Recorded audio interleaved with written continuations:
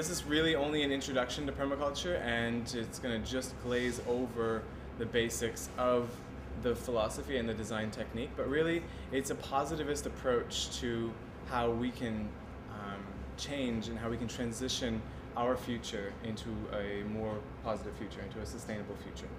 So confronting a world of fear by embracing fundamental positive change. It's important for us at this turning point in our lives to really focus on the positive and to look underneath all the media's veil of depression and negative aspects of what's going on in this world, and look and find these solutions that are happening globally and that are able to actually rewrite our definition of society and give us hope as a people and as a community.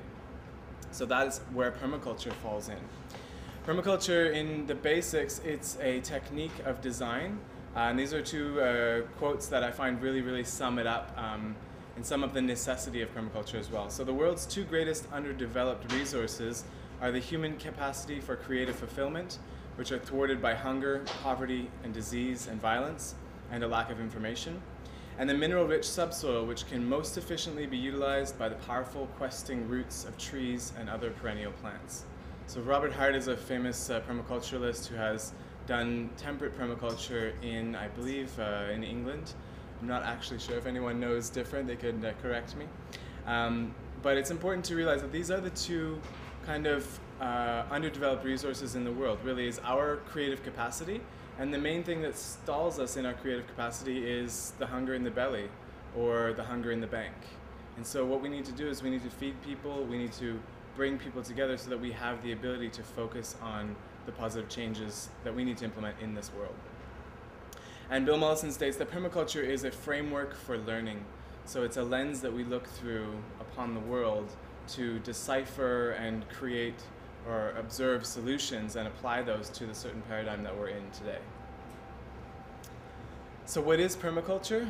You'll hear 1,000,001 definitions of what permaculture is, because it's an evolutionary philosophy that applies itself and grows with every user, with every interaction, and with every moment that it exists. So essentially, permaculture is a system of design.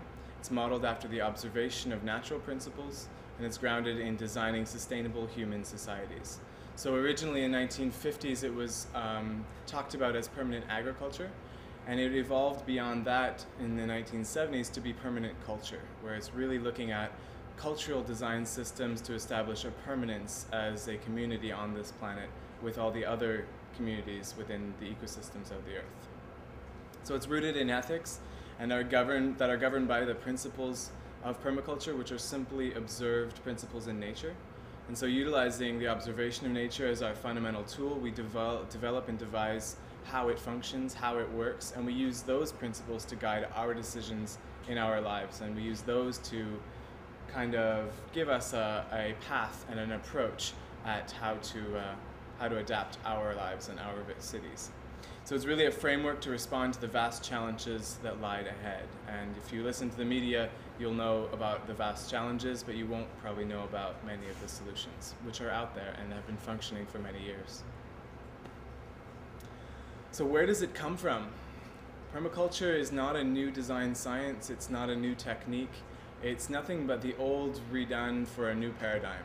Really, it is it's an agglomeration of knowledge, of ancient knowledge that Bill Mollison and his counterpart David Holmgren researched over 25 years in basically researching the ancient cultures of our society, looking at the Maya, the Inca, the Aborigines, the First Nations, and all of these ancient cultures, and how did they live in harmony with the planet, and how were they so productive and so pervasive with their technologies and everything else. How do they do that without the energy of oil and technology? So really looking at all of these principles that they were using to develop sustainable societies, and then taking those and putting them through the lens of urbanization, globalization, and the global food crisis and energy crisis that we're facing. So how do we use those ancient techniques to apply them to our contemporary paradigm? So really it's an ancient technique that's redone for what we need to do and work on today. That's all it really is. And it's scalable. So permaculture can be as big as a design of a city, and it can be as small as what you do in a single plant potter in the backyard or in your back living room. It's very small, and it's very big because it's simply a design science. It's a a lens to look through and an approach to develop. So we need to frequently consider the connections of all things in the universe. And this is something that is not a new concept. Marcus Aurelius stated this a very long time ago.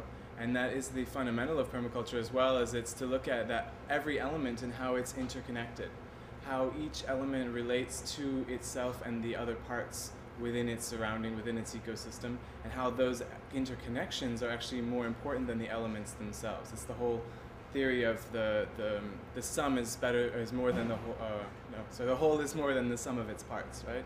Looking at how interconnectedness is the fundamental resilience within a community or an ecosystem. So we need to analyze that within our societies, because we are right now in a society that is marketed to us as an individualistic society.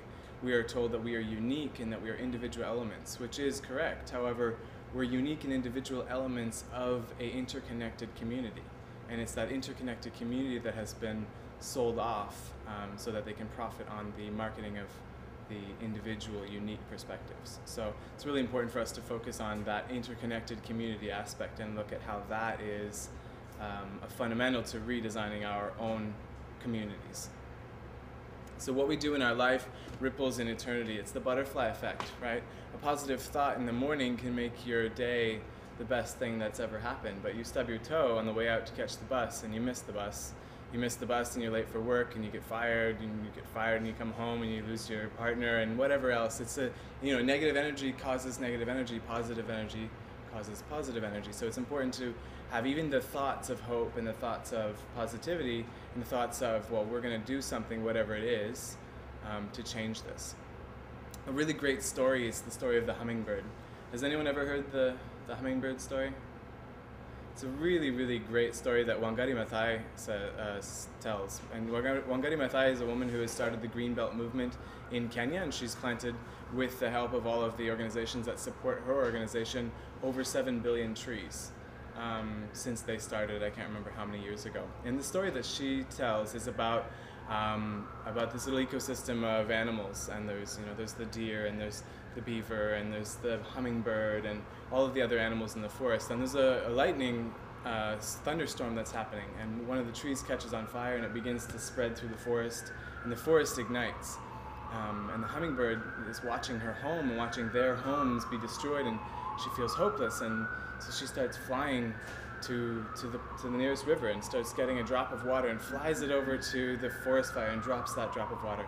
Flies by all of her friends and they say, "What are you doing? You're gonna die, you're crazy." And she goes and gets another drop of water and brings it back to the fire. And the deer and the beaver and the pelican, all the other animals who have more capacity to help, are sitting back trembling and in fear and defeated by this fire. And the hummingbird, as she flies by on the last swoop, says to them all, "Well, when my birdling, whatever you call them, when my children basically ask me what happened in the forest fire, she's going to say that she did her best, no matter what the outcomes were, no matter what the results were. She did her best, and she fought against the fire and tried to save her nest." And so with that, the whole group of them got together and fought back and managed to save themselves a piece of the forest. And so it's important for us to not be paralyzed with fear when we look at media, when we look at the system of dependence that is established for us all to depend on.